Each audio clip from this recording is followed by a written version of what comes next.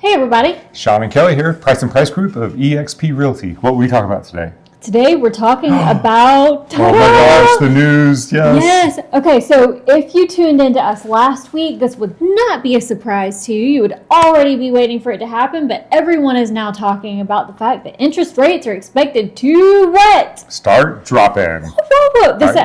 So this is actually this, right? Yeah, that's it. Yay for that. Or, yeah. Anyway, stay tuned. We're going to go down. Yes. Okay, so we've all seen the news. Yep. So I'm just going to click on one headline here so you can see it. Federal Reserve will cut interest rates 6 times in 2024. So if you've been searching the internet, you've been kind of looking around a little bit. I've heard 4 and 6. 4 or 6, yeah, different sources. It seems to be a general consensus, though, that it'll be somewhere between 100 to 125 basis points or 150 basis points. What do basis points mean? We're not going to bore you with that, but it should go down, hopefully, to about... around the low 6s by the end of 2024. So that's good news. Everybody's been waiting on the interest rates to start dropping. If you think about it historically these numbers may not be 100% accurate, but like over the last 50 years, the average interest rate's been between 6 and 8%. Yeah. So we're kind of getting into a normal market. Happy. Yeah. And you did some research on like when interest rates drop. So some people are saying, hey, we want interest rates to go back to where they were in the pandemic or at least closely. But you got to be careful what you ask for. I say totally be careful what you ask for because, so I looked into this, right? And to get back to that beautiful, wonderful 2-point-something and 3% for, that the people of just a few years ago were waiting for. Okay, so in the 1930s, when it dropped, that was a result of an answer, right? Because of the Great Depression. Yep. And then it did it again in the 40s, but this was post World War II. So economic recovery. Yep. Then the next time it did it, like it was decades, right? And the next time it did it was in 08 and 09. Yep, the great financial crisis that was caused by the real estate market. Right. And then lastly, we just had a global pandemic that created the next one. So I know it's great, and all those people that got those really low interest rates in those times, it's like, okay, good for you. At least there was something good that came out of these nasty situations. But we really don't want to be asking for another nasty situation. So let's all be very grateful for this upcoming, hopefully around 6%. Yeah. So what does this mean? Okay, so we did a little graph here. And this first arrow is March of 2021. So you can see what the activity was, and then we had this huge year, and that's when we were dealing with multiple offers, bid ups of 5, 10, 15% above asking price, and sellers were actually putting the properties on the market at high prices. So this was not a pleasant time for buyers. Yeah. It was very difficult, and for sellers, even it was well qualified, but just normal normal buyers, people.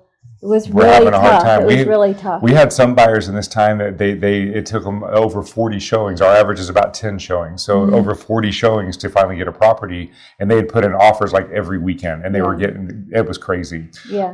And they ended up paying $60,000 over appraised value for this one couple. And these are even the ones that got a house. Many of them had to go to rentals and everything, which brought up a whole lot of other problems, because if you have pets, good luck with that. Yep. So what was everybody saying here? Oh my gosh, we have to wait for the market to slow down so that we can get into offers without fighting against 15 other people, so we can possibly maybe get a contingency or two. Well, in March of 2022, you can see that it was close. It slowed down a little bit, but the number of transactions were pretty close. But this is when the interest rates started going up. So you can see the difference between 2022 summer versus 2021 summer. Yeah. So it had a significant effect. There was a gap in the peak of the market here. So this means all of these buyers, and before this, in that March range, we were seeing still multiple offers, and it was heating up. It was chaos again. It was insane. So that means that all of these buyers stepped out of the market. And then you can see the number of transactions. And what he means by step out of the market means decided to wait. Yeah, because their buying power lowered. They wanted to wait for the interest rates to come back down. So here the complaint was, We need it to slow down. Well, it finally we slowed can't down. compete. We're not willing to not get a deal.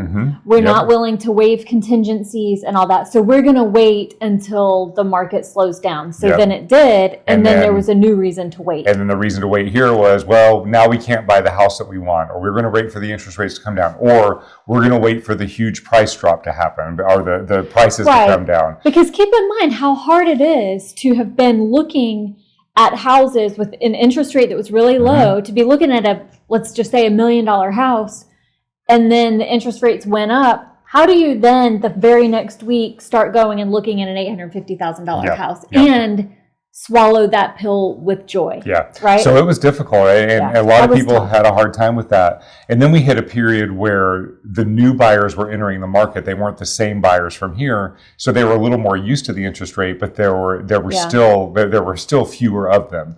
And inventory was low because sellers didn't want to sell and go into a rising interest rate. So we had low inventory. Yeah. So then everybody in this area has been waiting for prices to come down.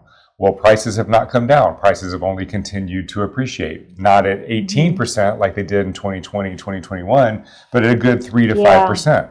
So everybody who's been waiting for the certain like storybook situation to happen has missed out on a lot of appreciation. And so it's fair to say, evaluate yourself. Like, you don't have to say this out loud to anybody, but are you just on the inside a waiter?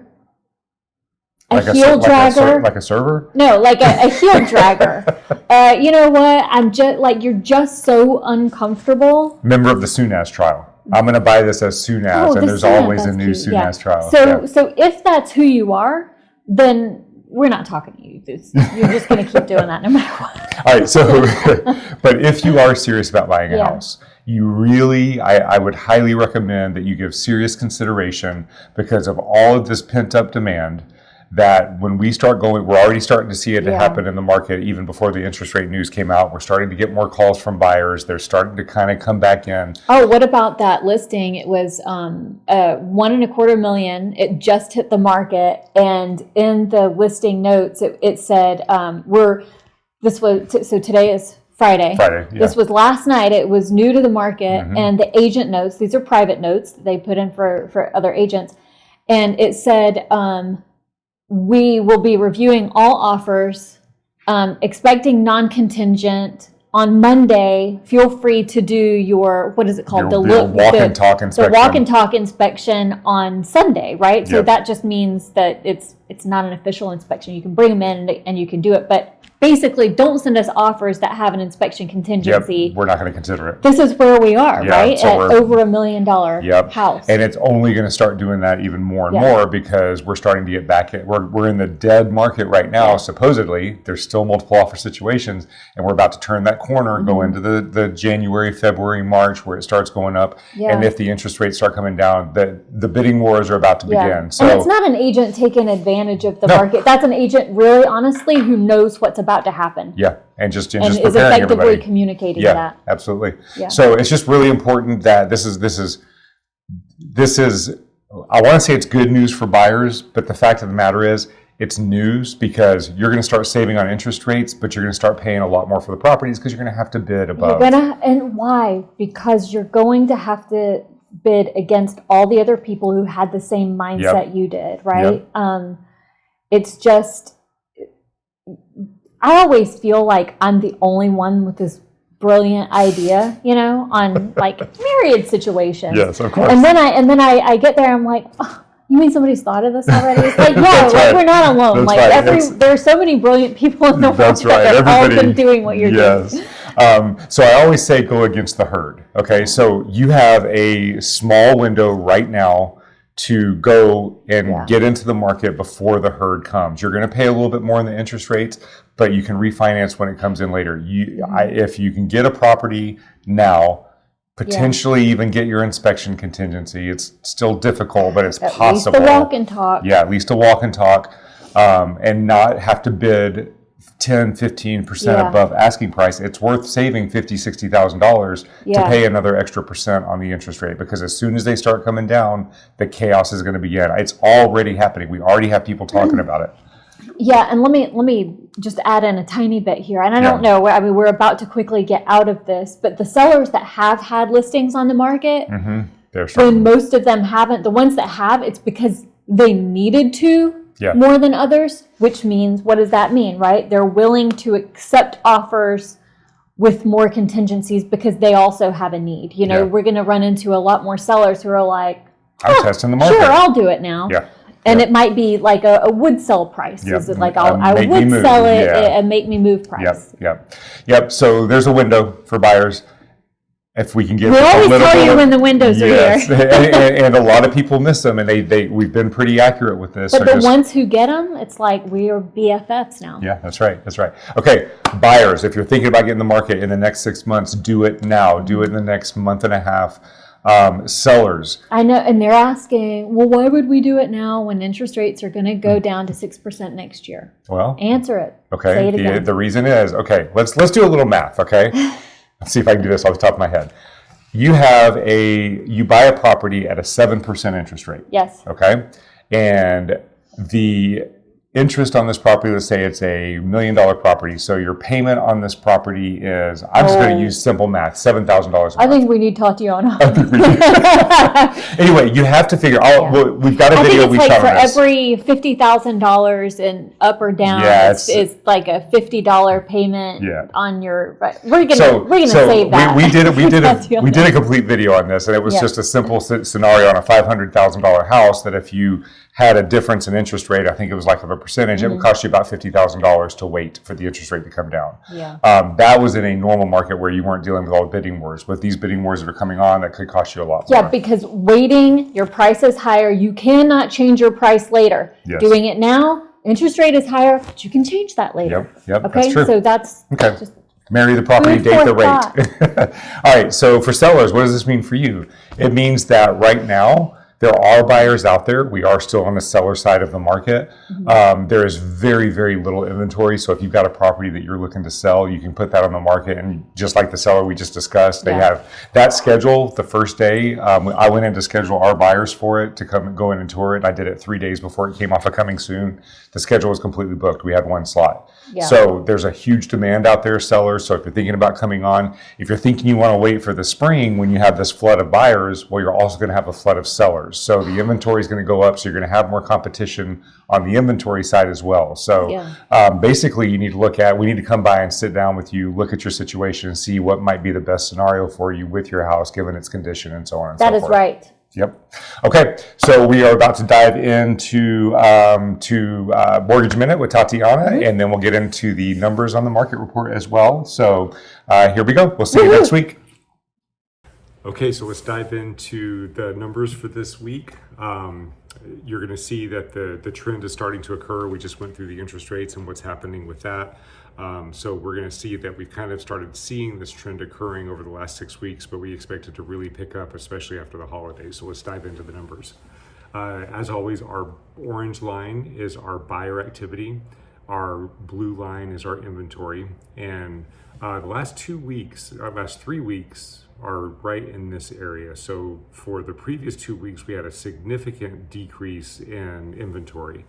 And typically what will happen is we'll see inventory will go down and then buyer activity will go down the following week. Well, what we saw on these 2 weeks, inventory went down, and buyer activity actually increased. So it went down a little bit the first week, then it increased. And then what happened is last week, inventory went up. And even in response to this decrease in buyer activity, this decrease in inventory, the buyer activity flatlined versus going down. So this uptick in inventory put us at a neutral market for this week. But if you look at seller's market versus buyer's market, you can see that since the interest rates have been kind of easing down, we've certainly got an upward trend. Let me get my pen here. We've certainly got an upward trend in the movement towards the seller's market.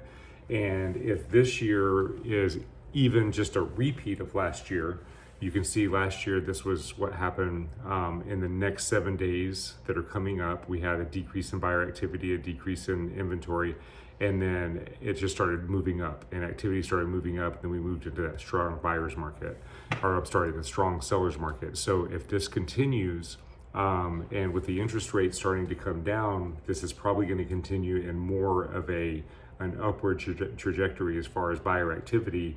So I kind of expect this to actually take a shot up here, and within the next few weeks, it's going to start taking that sharp upward trend. So as a buyer, you really have a window here of probably 2, maybe 3 weeks before that really starts. I think after the Christmas holiday and we get into the new year, we're really going to see that activity start picking up. So if you're considering purchasing in the next 6 months, give serious consideration to going ahead and starting to seriously look right now, even though your interest rate's going to be a little bit higher than maybe it will be Q2, Q3 of 2024. You're going to pay a lot less for the house because there's going to be less bidding and less competition. Okay, if you have any questions, be sure to let us know, reach out to us, and we will see you on next week's report. All right, here we are with this week's Mortgage Minute with Tatiana, and it's going to be an exciting one because we're talking a little bit about interest rates, which we all saw in the news, and we'll let you dive into that in a little bit. But catch us up. What's been going on with the interest rates this week? Hi, guys. Yeah, so let me have my handy dandy PowerPoint presentation. And I need to do it somehow. Hold on a second. So right here. Can you see? Yep. Yes. Perfect. All right. So the interest rates decreased for the 6th straight week. Yes. From the last week, average was 7.22 to this week average 7.05%. Wow, that's a big drop. Yeah. That's according to a primary mortgage market survey from Freddie Mac. So the 15-year is at 6.47, and last week it was 6.56. The current trajectory of the rates is an encouraging development for potential buyers, and there's more loan applications. And the prediction is that there's going to be uptake of demand the next month. Right now, I don't see too much activities going on the market. I think because people are busy looking for Christmas presents. Yeah. But I personally think that after the New Year's, after they're done with all the celebrations and handovers, they're gonna come back on the market and start looking. And the inventory is gonna remain low, because of so-called the golden handcuffs. And the golden handcuffs, back in late 70s, this term was popular to explain why ambitious professionals stayed with companies like General Electric or Procter & Gamble instead of trying something new, because they were staying there because they were paid a lot of money. So now we can use this term for the housing market. So during pandemics, people could get mortgages with low interest rates like 2 and 3%. Those low rates are like golden handcuffs for them. And the only reason why they would move now is, life goes on, right? Something happens. Maybe they relocate with job, marriages, divorces, they outgrew the current property. Yeah. So those are the only ones that I would think that need to move and sell. Need to sell. That's why the inventory still stays low. And with rates going down, more people are gonna come out again, try to buy a property again, multiple offer situation again, artificially driving that prices up, because there's gonna be more people to want property again. So I love having that terminology to use. That's brilliant. That's a perfect way to describe the people, the reluctance to list homes right now. Exactly. Yeah. And So I also have one more slide on a home price prediction here. Okay. That shows that Fannie Mae think that price will gonna rise 2.8% by the end of the next year. Mortgage Bankers Associates think that's gonna be 4.1%. National Association of Realtors and Realtor.com are less optimistic about that, but I would think that around 3% should be about right. What do you think? Yeah. I think it's going to actually be higher than that, because this year we've seen 4 to 5%, especially in our area. Now that's nationwide, so I can't really speak to those numbers, but in our area we've seen regularly 4 to 5% easily, and that's with the higher interest rates. So if all these buyers flood the market again and the inventory stays restricted, based on that other slide, it looks like there's only really about 8% of the owners that are 5% or above in their mortgages, so they may consider moving for reasons just because they want to, but anybody under 5% may not want to hit the market unless they have to, like you said. So if that inventory is going to stay really low and these buyers are going to start flooding the market again, I don't see how it stays under 5% appreciation. I would say more 6 to possibly 10%. I was going to say much closer to the 4% than the 0.7%. Yeah. Because definitely 1.7% is complete underestimation. In my opinion. That's really insane. I think NAR is trying to cover themselves. They've got so much going on right now. I think they're just trying to we don't want to be wrong. We don't have an opinion. So 0.7. Okay. Realistically, too, let's talk a little bit more about our area of Northern Virginia, right? The DC metro area. We're all very blessed to live here. We all typically, have higher than the national average incomes. And so I think another reason that people are going to end up listing their homes for sale outside of the divorce and the need, right, that life puts on us, honestly, is boredom. People here have enough income to just go ahead and I'm tired of this house. I'm bored. I want to live across the river, or I want to try this. I want to try that. And so they're a lot more able to do that. And I think that boredom will set in. I haven't done any research on this, but it just kind of feels like every 3 to 4 years, people are just ready to do it. Yeah. We've got buyers that are already starting to, our previous buyers that are already starting to list their properties and start talking about listing their properties for life changes. Like you said, they bought a condo and they got married, or just because they're like, I thought I was going to move out to Loudoun County and be happy out there, but I need to get back closer to the city. So there's just all kinds of varying reasons. We've even had some who bought a house and they renovated it and they love doing it so much that now they want to do it all over again. So they're ready to sell it and then do it again. So various reasons. So it's not boredom too. I think in our area we are going to have that. Plus we have a lot of cash buyers here, so they're not really affected by the interest rates so much, and they own the houses clear and free. So we'll see what happens, but I think that my personal opinion, 4% appreciation is kind of low for what's going to happen next year, and assuming what they're predicting. Staying right where I am. That's right. But I have a question for you. So I'm gonna go ahead and jump into the topic because I'm actually really curious about that. Finished about interest rates. I was all feeling dynamic about interest rates today. That's what our market report was about too. We dove into the interest rate. So this is perfect. That graph was actually really helpful. Sean started trying to shotgun some numbers and I'm like, whoa, we need to wait for Tatiana.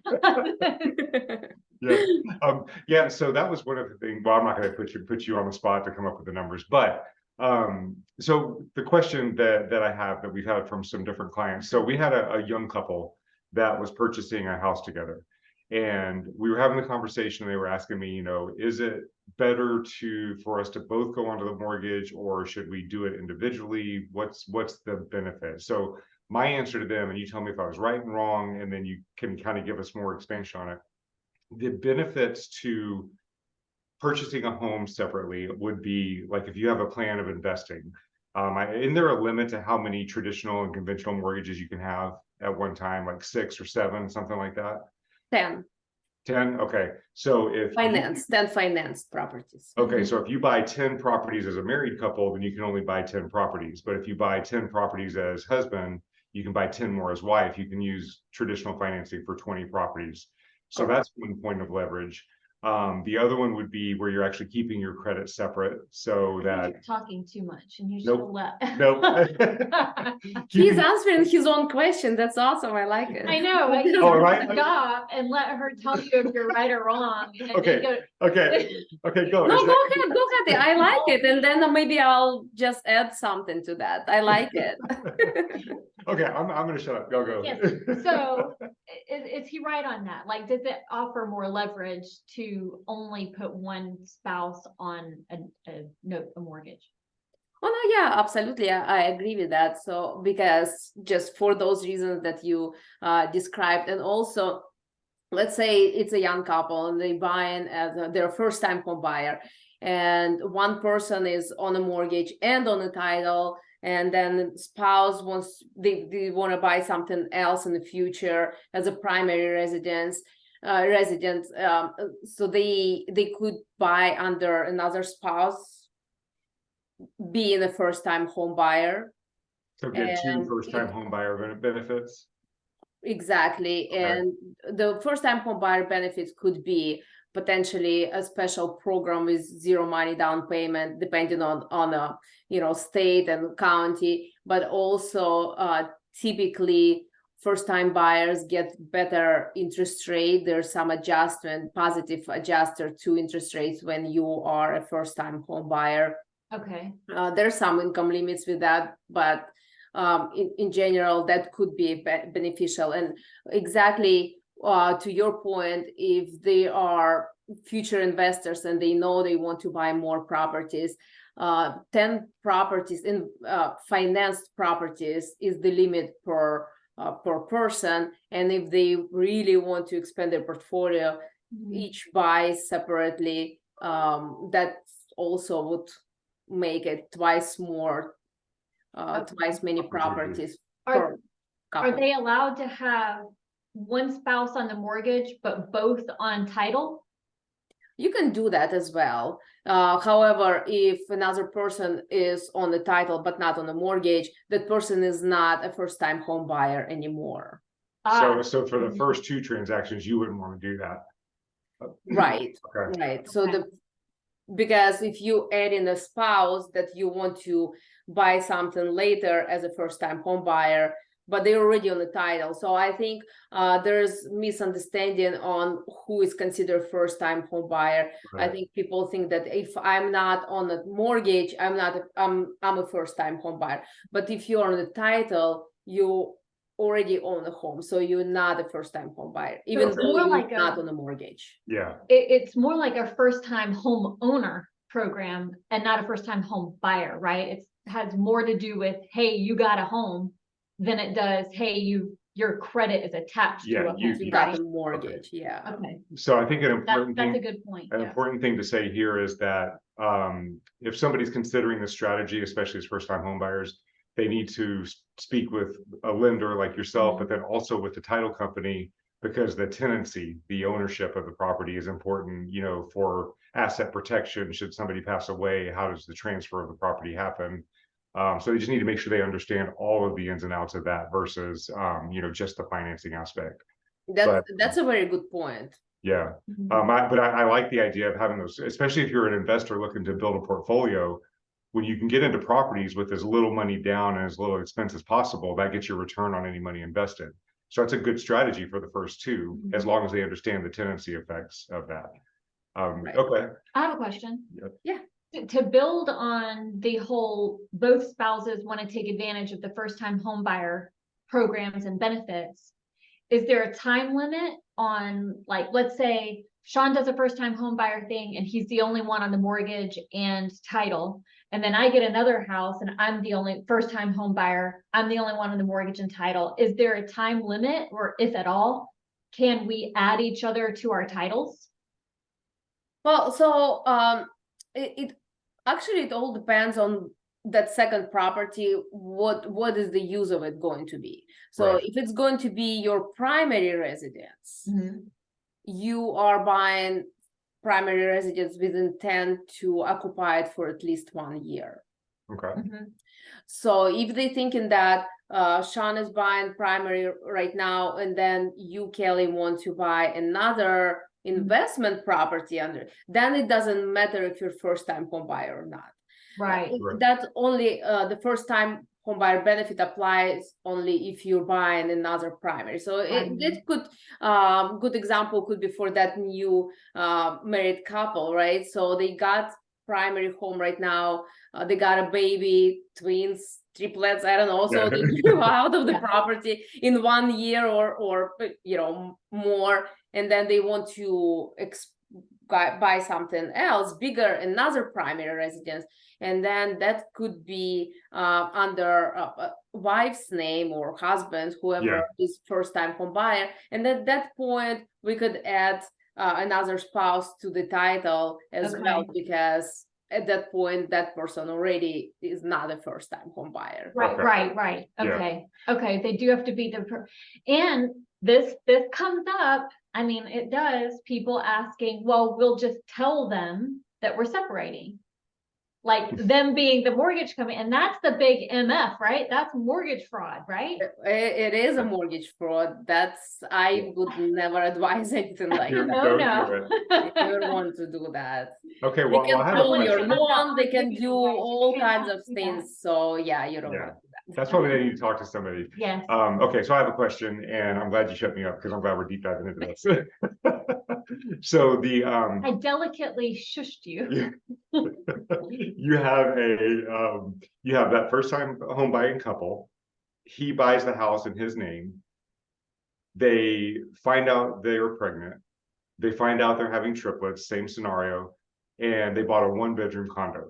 And so in 9 months, they're going to have 5 people living in this 1-bedroom condo.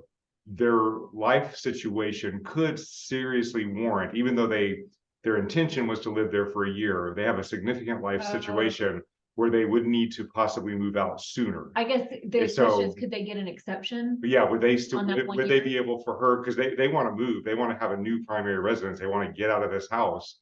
Can she go and do the first time home buyer? He's the one that committed to a year over here, but he's kind of wanting to get, how does that play out? Is it intent? Is it? Yeah, so there's intent. It's intent, but there's always circumstance, right? Okay. And that's what the bank could potentially ask: why are you moving? Why are you buying another primary residence? And it's been less than 1 year.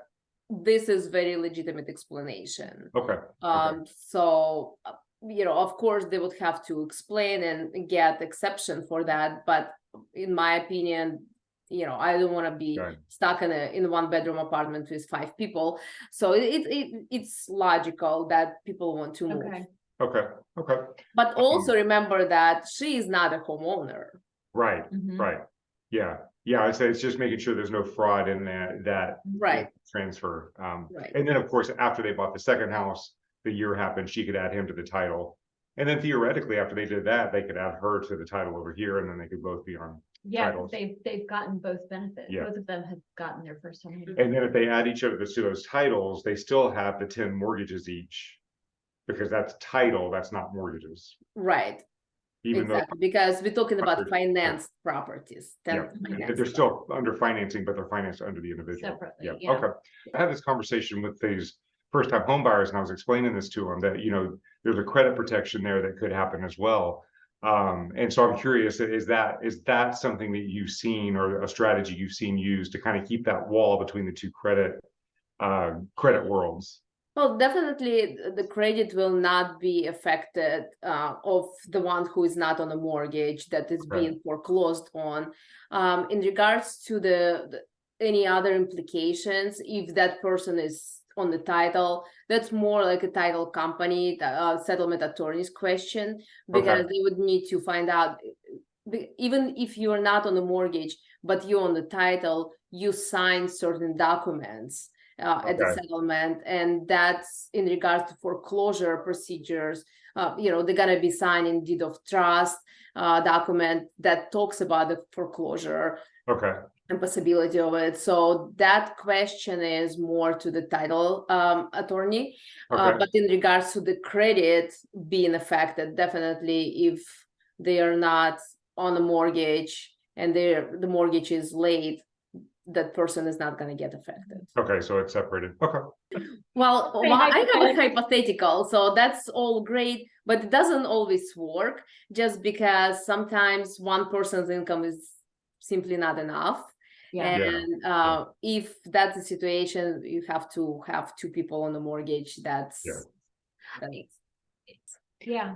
So I have one other question, scenario, getting back to this.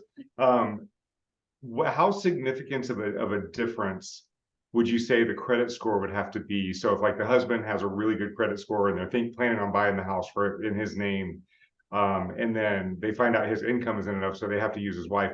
What difference like in their credit scores would be detrimental? Like if he's got a 760 and she's got, let's say, a 640, is that going to really hurt the mortgage, or does that, how significant does that difference have I guess to be? you asked like a breaking point. Yeah, what's the kind of a breaking point for that? Yeah, so we're gonna use the lowest of two credit scores. Oh wow, okay. So it all depends on how much down payment they're making. It could negatively affect the qualification and the terms if he has 740 and she has 640. I noticed that if they put a lot of money down, like let's say 50%, yeah, it doesn't really make too much difference at that point because it's just huge down payment. But lower down payment, the significance of that could be huge, especially if they put less than 20% down, because remember there's going to be a mortgage insurance, and that amount could increase on conventional loan, would increase with a lower credit score. Right. So you're saying that 740 and a 640, it's not like they kind of average it out. You're saying it's just now it's 640 for both of them. Yeah. Wow. Correct. Like the application is at the lowest. At the lowest. Okay. Yeah. Okay. Right. We pull credit. We pull tri-merge. So if each person gets 3 scores from Equifax, TransUnion, Experian, but then we'll look at the middle score of each, and middle is not average. So let's say he has 760, 740, and 720. So 740 is his middle, and she has 660, 640, and 620. So 640 is her middle. It's lower than his middle, so we're using hers. Got it. Okay. Okay. Yeah. That makes sense. Makes it a lot clearer. I think I've told you that like 50,000 times, but maybe with a beautiful accent, hearing it, it'll sink in. Okay. All right. All right. Do you have any other I questions? have nothing. Tatiana, do you have anything else? No, that's it. I just want to wish those who celebrate Hanukkah, happy Hanukkah, and Yes. For that. we'll talk next week. Sounds good. All right. Have a great week. You too. All All right. right. Bye-bye. Bye.